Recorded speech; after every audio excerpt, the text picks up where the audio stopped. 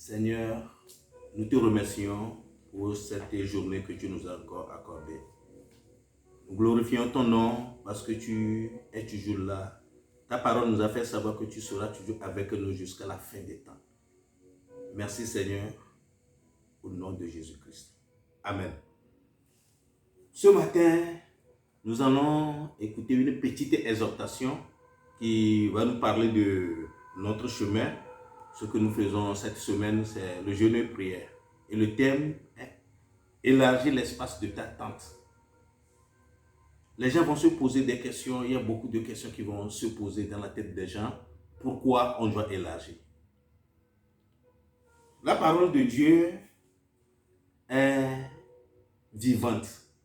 C'est pourquoi Dieu que nous adorons, nous nous soumettons toujours à lui.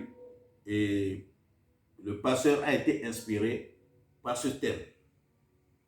Dimanche, on a écouté un message qui, normalement, je sais très bien que vous êtes toujours là et vous écoutez le message que nous vous donnons. Et hier, notre frère Émeric aussi nous a parlé de quelques choses que nous pouvons faire pour élargir notre tente selon la Bible.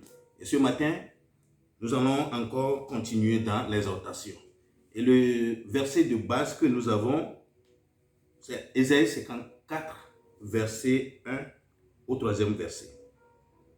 Je lis la parole de Dieu. Réjouis-toi, stérile, toi qui n'enfantes plus. Fais éclater ton allégresse et ta joie, toi qui n'as plus de douleur, car les fils de la délaissée seront plus nombreuses que les fils de celle qui est mariée, dit l'Éternel. Élargis l'espace de ta tente. Amen. La Bible nous dit ici d'élargir notre tente, l'espace de notre tente. Mais au début du verset, la Bible parle d'un stérile ou d'une stérile, quelqu'un qui n'a pas d'enfant, quelqu'un qui est quelque part et là où il se trouve, il est à l'aise, il a son appartement, il a tout. Il n'a pas d'enfant, mais Dieu lui dit d'élargir l'espace de sa tente. Déjà, lorsque cette dame ou cette personne ou ce monsieur a écouté cette parole de Dieu, il va se poser la question à savoir pourquoi je vais élargir la tente.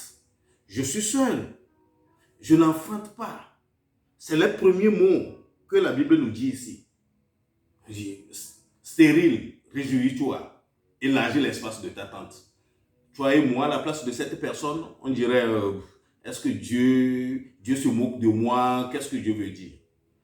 Mais si nous lisons la Bible, surtout dans Genèse, la Bible a ordonné à l'homme, il dit, allez-y, soyez féconds et multipliez, remplissez la terre. C'est ce que la Bible a dit. Mais la Bible parle à une seule personne là-bas. La Bible parle à une seule personne. Si nous allons aussi dans Matthieu, dans le livre de Matthieu, la Bible dit, allez, faites de toutes les nations mes disciples. Comment tu peux rester sur place et tu vas vouloir faire de toutes les nations les disciples de Dieu? C'est dans cette réflexion que le pasteur a été inspiré et il a vu que l'église Agapé doit avoir une grande salle. Comme Néhémie, lorsqu'il a écouté la parole de Dieu, il s'est tourné vers Dieu. Il a demandé. La Bible dit qu'il était dans une désolation totale. Et il a organisé des jeûnes et prières. Après les jeûnes et prières, il a demandé maintenant, nous allons construire le temple de Jérusalem. C'est pourquoi nous aussi, le pasteur, après avoir été inspiré par Dieu, il a demandé que nous soyons dans un moment de jeûne et prière. Et le jeûne a commencé depuis hier. Nous allons faire du 12 au 17 juillet de cette année. Élargir l'espace de ta tente. Et quelqu'un qui doit élargir l'espace de sa tente doit s'attendre à beaucoup de choses. C'est pourquoi nous voulons faire cette exhortation pour nous mettre en garde. Si tu veux élargir l'espace de ta tente, il faut savoir que tu dois te sacrifier. Il faut absolument un sacrifice. Dans ce sacrifice, il faut savoir que tu dois augmenter tes revenus.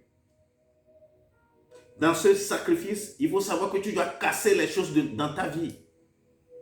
Dans ce sacrifice, tu dois savoir que ça ne va pas être facile pour toi et pour moi et pour toute l'Église.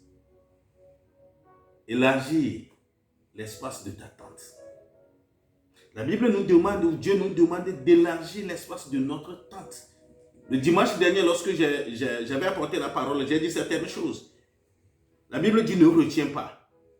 Alors si l'église Agapé ne peut pas élargir l'espace de sa tente, cela veut dire que l'église retient les choses pour elle-même. Nous, à chaque fois, on parle d'évangélisation. Il faut aller évangéliser. Maintenant, la question qui se pose, si les gens viennent, ils vont rester où? La première question. Si les gens viennent, nous ne sommes pas nombreux, mais la salle est déjà remplie. La salle est déjà remplie. Et lorsque nous sommes là-bas, je l'ai dit hier ou dimanche dans mon intervention que avec ça, on ne peut pas avoir les excellents dans l'église. Parce que il y a des gens qui veulent faire des choses, mais nous sommes confinés. Nous sommes restés dans un 20 ou 30 mètres carrés. Comment nous pouvons évoluer? Je veux te dire, ou je veux nous dire qu'après cette semaine de jeûne et prière, nous devons chercher maintenant à faire les choses physiques aussi. Cette semaine, c'est une semaine spirituelle. Nous allons prier, nous allons faire des choses. Mais après cette semaine, il faut que tout le monde se pose la question à savoir comment je peux me donner pour que nous ayons une grande salle. La salle, dit toujours, c'est Frère Messin qui parle de l'argent. Je vais encore parler de l'argent dans cette exhortation. Il y a des charges à payer. Nous devons payer les charges, la location. Et élargir l'espace de sa tente, il faut savoir que nous devons avoir aussi un pasteur en plein temps. Parce que nous aurons beaucoup de fidèles dans l'église. Le pasteur ne peut plus travailler et venir servir. Nous allons nous poser la question, le pasteur où? Parce que lorsque nous allons essayer de le joindre, il est fatigué ou il est au boulot. Élargir l'espace de sa tente ne s'arrête pas seulement spirituellement parlant. Quelqu'un dans sa maison qui veut élargir l'espace de son appartement ou de sa maison ou de son pays doit savoir que il y aura beaucoup de choses qui seront mises en jeu. Nous prions. Je sais que tu pries. Jeûner, prière. Après, tu vas encore faire des jeûnes et prières. Tu vas me poser la question à savoir, est-ce que le royaume de Dieu, que Dieu nous parle, pourquoi nous parlons de la salle? Parce que certaines personnes disent, non, moi, je suis mon Dieu à la maison, j'adore, je suis à la maison, c'est bon pour moi. Vous savez quoi? Un ambassadeur, la Bible nous parle que nous sommes des ambassadeurs en tant que chrétiens. Dans le livre de Corinthiens. Un ambassadeur dans le monde actuel, le monde dans lequel nous vivons, le monde charnel, si un ambassadeur doit aller représenter son pays quelque part, le pays ne l'envoie pas et il va aller rester à la gare. Pourquoi l'ambassadeur doit rester dans une maison? Parce qu'il doit recevoir les gens. Les ambassadeurs sont là pour réconcilier. Nous sommes là en tant que chrétiens pour réconcilier le monde avec Dieu. Mais si nous n'avons pas une place, si nous n'avons pas une tente, si nous n'avons pas un lieu pour se rassembler et parler, étudier comment nous pouvons parler de la réconciliation avec Dieu. Donc toi qui vas se poser la question, pourquoi nous devons mettre l'argent dans ça? Je veux te dire, que tu te poses une mauvaise question. La bonne question que tu dois te poser est que tu veux qu'on reste seulement dans le 8e? Oui. Dans la même salle? Non. On peut rester dans le 8e, mais on peut avoir une grande salle. Alors je t'invite, je t'exhorte, je veux que tu te poses des questions, comme Néhémie l'a fait. Il se pose la question, comment se trouve, ou quel est l'état de notre tente à Jérusalem? Je t'invite à te poser aussi ces questions lorsque tu seras à la maison. Nous allons rigoler un peu. Tu n'es pas... Moi, si je viens à l'église, parfois, on va me dire il faut mettre la climatisation parce qu'il fait chaud. Parfois, dans une grande salle, il suffit d'ouvrir les fenêtres et ça peut aller.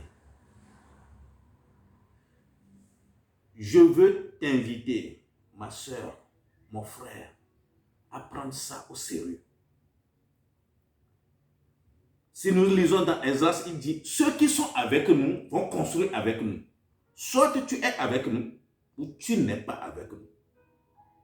Et si tu es avec nous, le livre de Esdras nous dit, ceux qui sont avec nous et qui veulent construire avec nous seront bénis dans la grâce de Dieu. Parce qu'ils vont rencontrer les gens qui vont leur donner des choses volontairement. Si vraiment nous voulons le faire, Dieu va passer par tous les moyens pour nous bénir. Que Dieu te bénisse. Nous allons prier. Seigneur, mon Dieu, mon roi, je te loue, je glorifie ton nom en ce moment. Il faut que ta grâce nous accompagne dans tout ce que nous voulons faire pour ta gloire. Néhémie a dit, c'est pour la gloire de l'Éternel. Nous ne voulons pas élargir l'espace de notre tente pour notre gloire, non, mais pour ta gloire, pour que les gens viennent, Seigneur. Touche les cœurs, bénis les gens de l'Église, tous les membres, pour la gloire de ton nom, au nom de Jésus-Christ. Amen. Soyez tous bénis, bonne journée à vous tous.